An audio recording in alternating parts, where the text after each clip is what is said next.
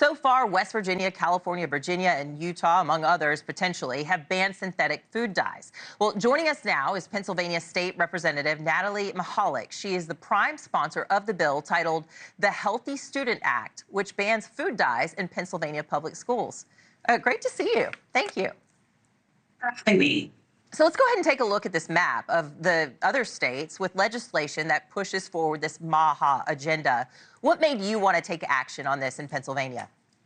Yeah, and looking at the map right now, you can see it's sort of all over the place. This is a bipartisan effort. A couple of years ago, I started this well before the MAHA movement became public and widely known, and I was inspired by what they had done in California, passing the nation's first Food Safety Act, and that's really what drove me into action. I was sitting in the state legislature. I had become concerned about these artificial dyes and so many chemicals in my diet and in what I was feeding my children that I thought, oh, I can't wait around for the federal government to take action. We have to do something at the state level. And that's really the impetus for my entire package entitled Healthy PA.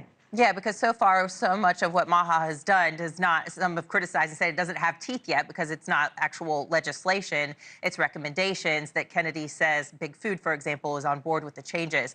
We have seen the Trump administration roll back EPA regulations that will likely allow more toxins in our air, soil, and water, and therefore our food supply. And I know, look, you are concerned about toxins in our food. So are you critical of the Trump administration for this?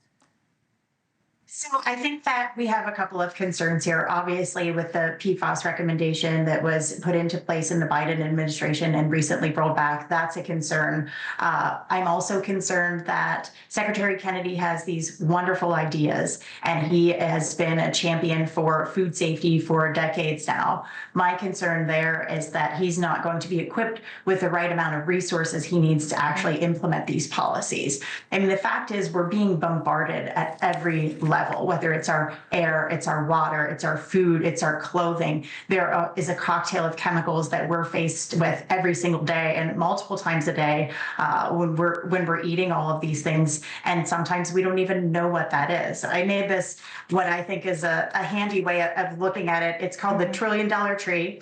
And we're spending all of our healthcare dollars up here, and we're not really addressing what's at the root. And at the root is, just like I said, we're being bombarded with chemicals in our air, in our water, in our food. Absolutely. And we're only focused with the diseases on the branches to the tune of $5 trillion. Well, I'm a health professional myself, and I agree with you. You know, we've got ultra-processed foods that are a real problem, but the biggest problem is that we all need to be eating more fruits and vegetables, more whole foods. You are a proponent of healthy lunches, but DOGE cuts, they have these healthcare job cuts that we've talked about. They slash programs, too, like those that are facilitating bringing fresh produce into our schools from local farmers.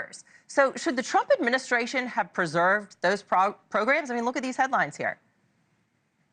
Bureaucracy involved when it comes to serving lunch, serving breakfast in public schools. I think that bureaucracy needs to step out of the way. We're getting in our own way of feeding kids. Everybody wants their kids to have a healthy lunch, have access to healthy foods, be educated about these foods while they're in school.